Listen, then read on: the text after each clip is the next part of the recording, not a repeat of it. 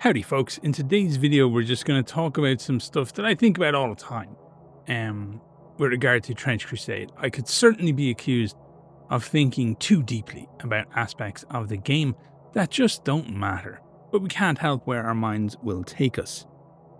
Since first learning about the world of Trench Crusade, I've kind of constantly found myself thinking deeply about one particular aspect of the game, which is how the church controls the population of the faithful. Because make no mistake, they do. Now, I know your instinct is to think that in a world where God demonstrably exists, controlling the population is pretty easy to do. The threat of eternal damnation should just do the job, right? Not really. All religions have their rules that people who practice said religion and believe it are supposed to never contravene. But religious people do that shit all the time. All nations have laws that clearly state the acts that you do will result in certain things, and illegal acts will get you punished by being potentially thrown in jail or fined or whatever it might be. Yet people do them all the time. Sometimes people do things that both contravene their claimed religious doctrine and break the law of the land at the same time, getting them both damned and jailed, and we call that a twofer. So we can assume that even in a world where God absolutely 100% exists as far as anybody is concerned, people would still be stupid and greedy and desperate and angry and hate-filled and endlessly victimized by their own baser instincts. That is the entire point of people. After all, we are flawed and silly and short-sighted, even when it comes to our immortal souls. We've also discussed a few times on the channel how throughout history, almost certainly something that would be amplified in the world of Trench Crusade, there were vital and important points in history where religious institutions were vitally important to academia and furthered our understanding of just about everything. Physics and math and medicine and physiology and botany and chemistry and theology, almost any school of learning that you can think of. These smart religions have even shown a great willingness to engage with intellectuals from other religions to further their understanding of faith as a mechanism rather than just as a product to be sold or a thing that people believe in, or some might argue it is the default state of man at various points in history was to believe something outside of himself. Trench Crusade has also established that scientific learning and understanding can happen much faster in their universe than in real life, with things like advanced understanding of genetic manipulation and metallurgical engineering all happening much earlier than you would think possible. The people in the real world have made assorted discoveries throughout history, don't seem to need to be around to break those scientific barriers in Trench Crusade, and such leaps are often presented as gifts from heaven, akin to miracles that are massively important in the development of a faithful society. These things were always rocks, basically, that were going to be flipped over as man used his squishy salt and lightning-filled brain bag to move through God's creation. Trench Crusade presents a world where developing an understanding of the creation that you exist in almost becomes a form of prayer in and of itself. As such, I would argue that the church would also develop a very advanced understanding of human psychology and philosophy, if only out of sheer desperation to keep everyone moving toward a potential solution to the newly arrived burning gates of hell in the Levant. For a look at the kind of real-world philosophy that I think would echo the deeper thinking of the church, even if they don't agree with his overall conclusion, I present The Last Messiah by Peter Wessel Zapf.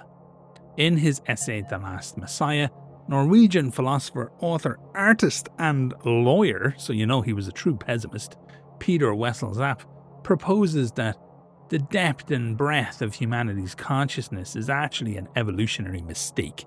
We are not just smart the way that other animals are smart. We are smart enough to chip away at the seams and the edges of the universe and to develop a gross level of understanding of it. And I mean gross in both senses of the word, both large and disturbing. We are not just aware of life in the ways that a deer or a wolf or a fish is, driven by base instinct to exist, but we are tormented by our higher intellect. Man is capable of inflicting undue and complex emotional turmoil upon himself, developing a painful awareness of the fundamental meaninglessness and horror of existence, but we are incapable of moving beyond it. We can't transcend the limits that we both use to define our existence and also everything outside of it. We are weighed down by the horror of imagination, ambition, and understanding, yet we are also aware of our guaranteed death. This is all presented by Zaf as an evolutionary mistake, an ability to stop the development of a thing past the point of it being a necessary advantage into the realm of a mistake that will cost us dearly. The example given is akin to an extinct species of deer that developed a pair of antlers so large that it could no longer take advantage of the forest, being hunted to extinction while tormented by its own hunger and displacement beneath the huge antlers that it developed, and which then divided it from the environment which it had previously existed in and understood. So to Zap, the idea of a world like Trench Crusade would be terrifying in the extreme. Not only were humans fully conscious and smart and capable of understanding the concepts and methods of creation, but they also have, effectively, all the evidence that they need that a particular creation myth and God are factually accurate and very much the source of existence. Interesting fun times. So the funny thing is that I feel that the 4 ways which Zaf perceived people to deal with the terrifying reality of having a working brain and not being a fucking moron would very much line up with how the church would perceive both the need to and the mechanism of control for the faithful population. Now, the world of Trench Crusade as presented in the current lore also seems to provide us with a very interesting inversion of those same mechanics, because you would argue that Zaf's end result was that life was, in a way, inherently meaningless, and that somebody at some point was just going to stand up and say, this ain't it, we should all just stop boning and let ourselves die out, and that for whatever reason that man might just be believed. In Trench Crusade, it's the opposite. Things are inherently scary and terrifying and hard to comprehend, yes, but the church's argument is that you must. It is your religious imperative to continue, to struggle, to act, and to be. So, I'll talk about potential reasons why at the end of this video for anyone interested in that possible discussion as to why they're kind of inverted to each other, but we'll get there in a minute. So let's first take a look at what Zaf settled on, which was 4 mechanisms of survival, essentially, of having a human brain, called isolation, anchoring, distraction, and sublimation. These defense mechanisms, they're neither permanent nor mutually exclusive, with people likely to bounce between them. But I would imagine a well-funded, informed, and intellectually devious church structure would provide numerous potential sources and routes for people who wish to engage in absolutely any of them. For isolation, Zaf described this ultimately as the ability to simply dismiss any destructive or disturbing thoughts or feelings from your consciousness. You simply do not pay a huge amount of attention to what is happening in the world, something that is likely very possible in Trench Crusade, although only for a limited few. You can live out your life completely in the knowledge that a war is happening and even be exposed to news and images of it every day and not let that shit impact you. People do this all the time. Just take a look at social media and the cowardly scurrying of war hawks from all over the world who seem confident that the wars that exist right now will only ever be a thing that happens over there relative to their geography, and they get to mutter some mealy-mouthed thanks to the people who actually fight them, while never really needing to stare across the breakfast table and see the damage caused, writ large, in empty chairs, or scarred faces. Do we really think the same shit could not be pulled off in Trench Crusade by people who have the social pull or financial sway to simply remove themselves from the fighting? I think they would. So for anchoring, per Zap, that's the fixation of points within or construction of walls around the liquid fray of consciousness, which is a pretty dope line. The guy was a writer, to be sure. So rather than simply ignoring the issues at hand, you instead latch on to a central tenet of them, allowing that to define your place within the maelstrom.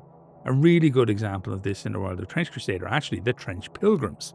These exist outside of the control of the church, but largely do what the church wishes people would do, which is to prepare and live a life of sacrifice for the greater good. And they don't cause a tremendous amount of hassle or issues outside of the potential diversion of assets and resources and capital from rich benefactors. But ultimately, all that goes to the front lines, to the fighting anyway. So the biggest flaw in anchoring for Zap was that you would potentially reach a point where the flaw in your anchoring mechanism becomes apparent, and discovering that it was in fact false.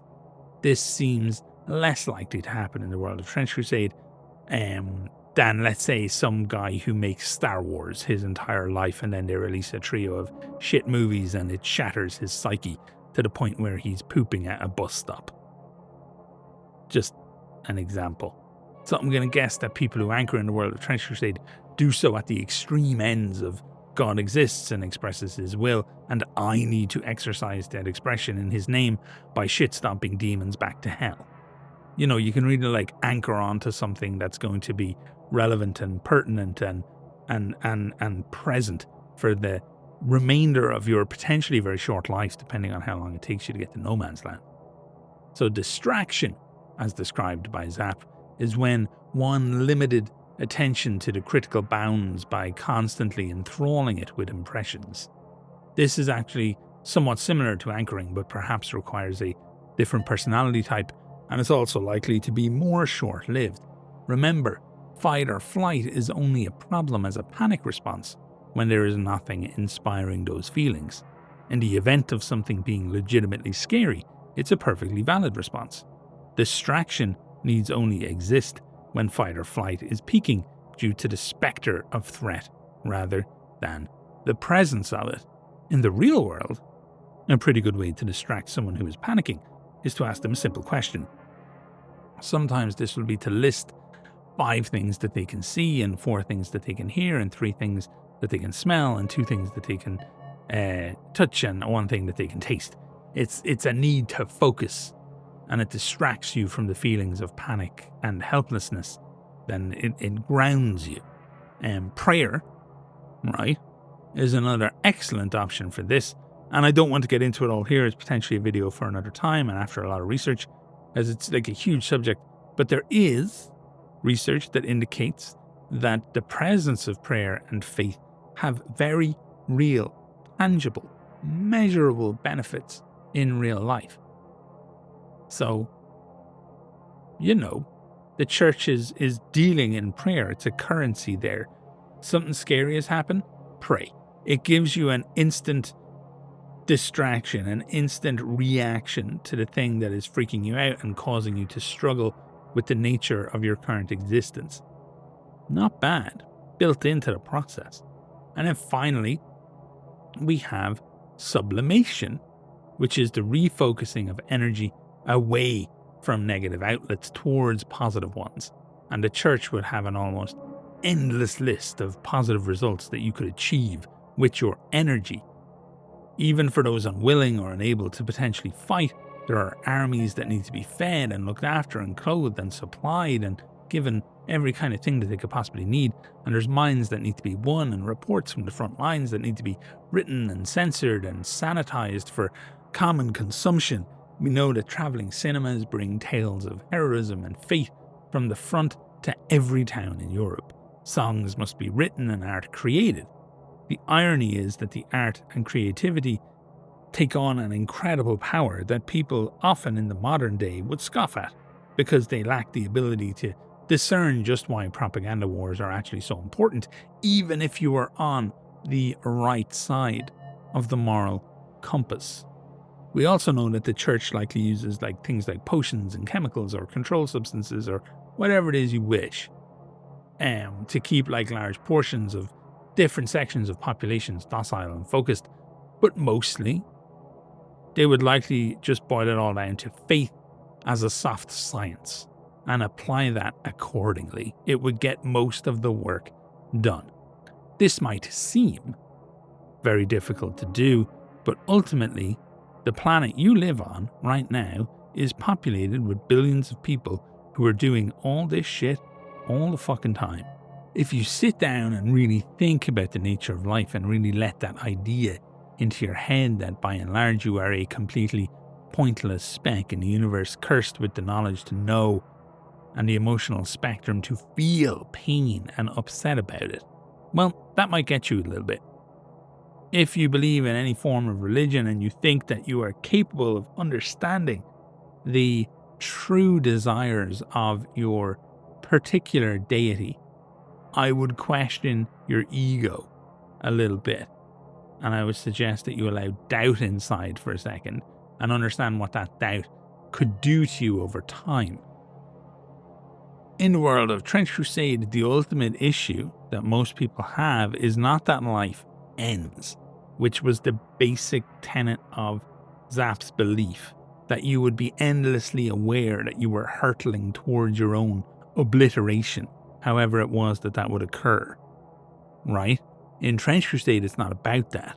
It's about what comes after heaven or hell, paradise or damnation. The current level of uncertainty that most people would feel about the presence of the afterlife is only somewhat eased, because thinking you know what is happening, or at the least could potentially happen, doesn't ease the worry that you might be wrong. Maybe you live a super pious life, but they are simply unaware of some rule that God has that was never expressed to you. Maybe there were 3 tablets with the commandments on them, and Moses dropped one. In my personal experience, the very best of Christianity, and I say Christianity here because I'm specifically talking about the church within Trench Crusade, it resides in the hearts of those who don't actually feel that they know for certain what God wants. They think they do, and they think that he wants them to be kind and loving and to help and to protect and to uplift those who need it and to leave his creation a better place than it was when he plopped them down into it in the first place. Good Christians, in my experience, believe that everyone needs to have their own journey to God, and that you are more likely to make that journey in a world with, shock fucking horror, positive examples of Christianity in it. Trench Crusade, on the other hand, it's not a place for kind Christians. In the case of people like the 17 martyrs, we see folks who wish to convert the heretic and bring them back to Christ, and they were subjected to a life of agony and cruelty for it. Almost consistent among the naming of saints in the world of Trench Crusade is that they are martyrs who normally died bad deaths. Trench Crusade, in an effort to lean into the grim darkness and grim derpiness of 90s world design, truly embraces the idea that there is never actually enough suffering. So with this world structure in place, the church would more than likely invert Zap's notion that life is pointless and cold and uncaring into the idea that life is actually the only worthwhile thing that you will ever do. Because that is when you get to change your fate and relationship with God. How you live and how you die will impact how you spend eternity. And once you get beyond that point, the die is cast. So you live it well in service of God, even if you need isolation and distraction and anchoring and sublimation to get through it all. The church would likely be functionally aware, by which I mean that it would have developed itself over time to directly combat the fact that uncertainty is what drives people crazy. The idea that they can never truly know what God thinks and wants, and so the 4 mechanisms are set up to offer certainty that life lived in a certain way will see you rewarded with heaven. For the church speaks for heaven on earth and all that jazz. This goes from the top to the bottom of society, and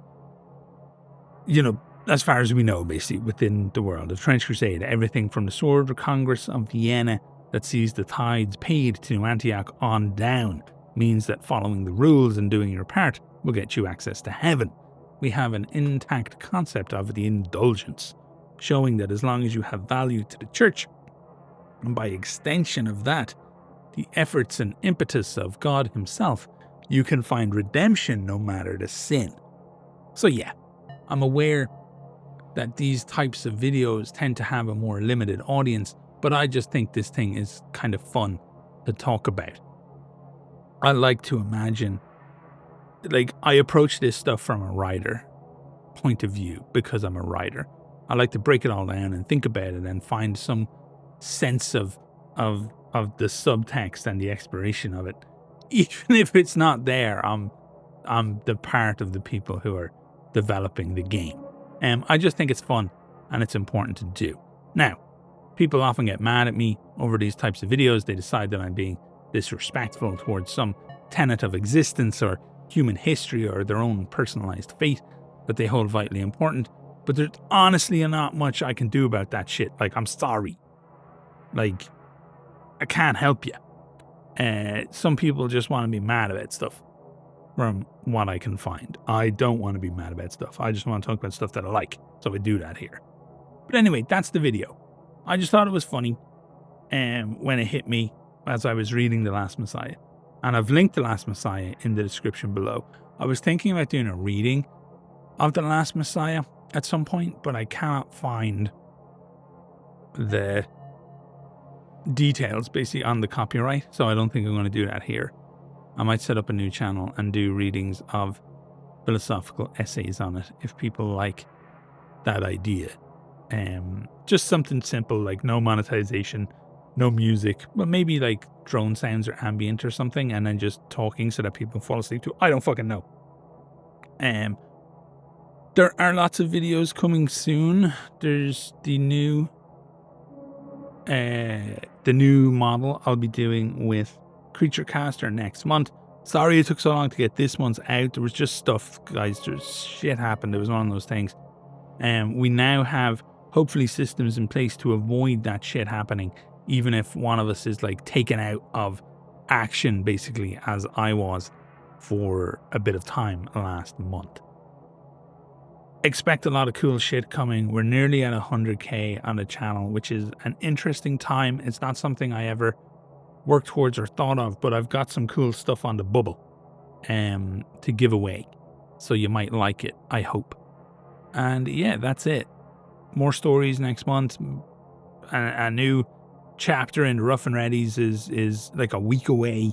Lots of cool shit happening. As always, thank you all so much for watching. Hope you're having a wonderful day. Let me know your thoughts about philosophy and Trench Crusade in the comments below if you're in the mood. And all the best.